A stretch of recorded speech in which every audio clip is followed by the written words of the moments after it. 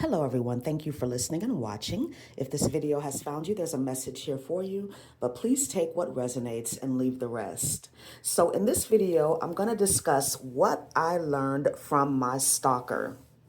So if you've been watching my videos for a while, I talked about having a stalker a few years back, but I'm going to tell the story just briefly here. So in 2021, I was living in an apartment complex with my son in Oakland, California, and this man moved in, and he was a pimp, a street person, and I guess he thought that he was going to be able to get me to be a part of his team. He was trying to get me on, trying to sex traffic me, okay? And that didn't work. I guess he thought because he was handsome, he was charismatic, all of these things that he was going to try to run game on me. But I could sense that his energy was fucked up, okay? I don't care how you look. I don't care what you appear to be. If your energy is off, I am not fucking with you. And so I basically told him that, like, we could be cool or whatever, but I'm not interested in you like that. And so for a while, I was friendly with him. We would chat here and there. But once he figured out that I was seriously not going to fuck with him like that, I actually think we had some kind of disagreement or falling out or something. And that kind of sealed the deal with me not entertaining him anymore, like literally not even speaking to him. And so he decided that he was going to target me. Him, the property manager at the time, and another neighbor were conspiring together to do something to me, to kidnap me, to fuck me up, to rob me, something like that. And not only did I intuitively pick up on this, but I lived on the second floor, and there was a driveway right by my window where people would often congregate and talk and stuff before they went to park their car. And I would hear them talking about what they were going to fucking do to me. I would be sitting right in my window, smoking my blunt, and I could hear them planning and plotting on me. Fucking clowns, right? So I made the hard decision to carry my strap with me every single day. It wasn't something I was comfortable with because I had to use it, I had to have it with me when I was walking my son to school, going to the store, whatever. But I had to protect my energy. And they knew I had a gun. They knew I had weapons on me, not just a gun, but other things, okay? So they were very, very careful around me. But I also knew that they were watching me. And another thing that I've intuitively picked up on and then got confirmation of was that this pimp was a black magic practitioner. I also knew that his family origin was from New Orleans or South Carolina. And, we know that there's some roots in these states with hoodoo and voodoo and black magic and things like that. So he started doing spell work on me because he couldn't get me to do what he wanted me to do by just talking to me and trying to manipulate me and control me. This motherfucker started doing candle magic on me, jar spells. He would put stuff in front of my door. I would see him walking and pacing around the apartment complex. I think he was doing some kind of ritual. And so I got further confirmation of this when every time I would post on my social media, on my Instagram, he would storm out the fucking door. I mean, immediately when I posted, maybe 2 or 3 seconds later, he would storm out the front door. I could see the door because I was right in the front, and I could see the entrance where people were coming and going. And it was every fucking time, every single time, almost like his spells weren't working and he was getting mad, right? And then one day during my meditation, I picked up on him holding hands with some sort of negative energy entity. It looked like almost like a Furby. It was just a very black, hairy, big, nasty looking entity that he was holding hands with. And so what I intuitively figured out was that he had promised my energy to this entity because I'm a chosen one. I'm a light worker. And I guess this exchange that he thought he was going to make with this entity was going to benefit him somehow. I just started to cut cords, bind him, stop him, block him. And when I really, really started to go in with my magic, with my return to senders and protecting my energy, all sorts of fucked up shit started to happen to him. Okay, he was doing sex magic on me, and he broke his right arm and hand, so he couldn't jack his little fucking penis anymore to me.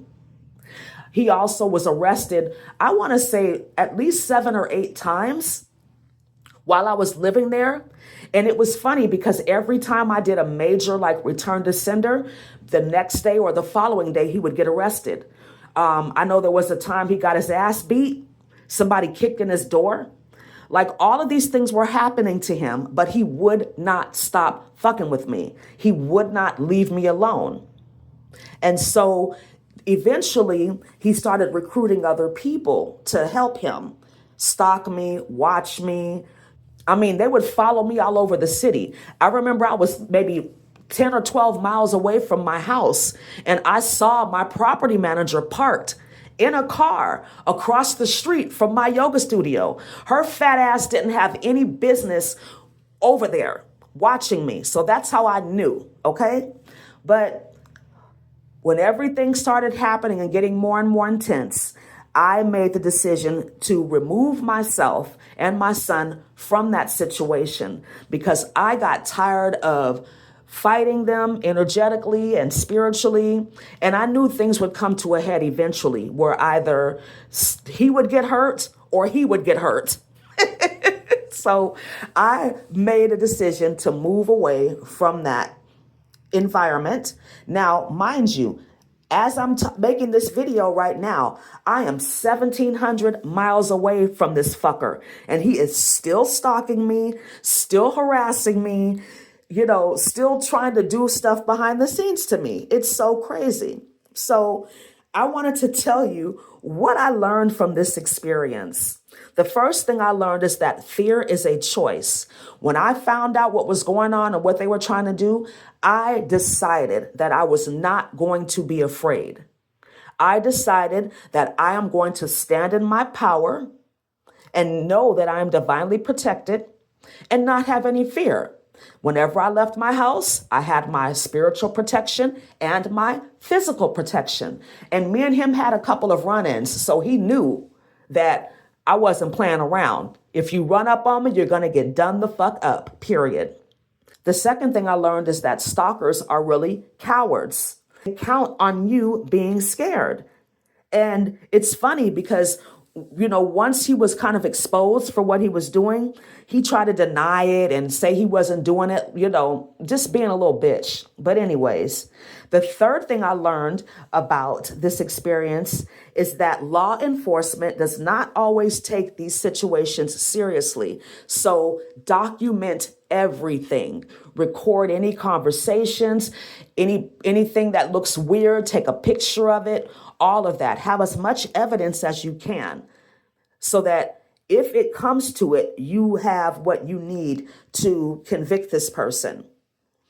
Another thing that I learned is that I needed to up my spiritual protection.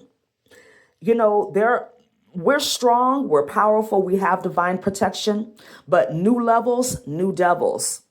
And that was something that I was taught in that experience, that as I'm leveling up, I'm going to also encounter, I don't want to say they're more powerful, but stronger negative energy, stronger negative forces. So I had to protect my energy even more with cord cutting, shielding, and invisible spells. And these things really, really did work. Divine protection is real. Another thing that I was taught with this experience is to see people in situations for what they really are, not what I wish them to be.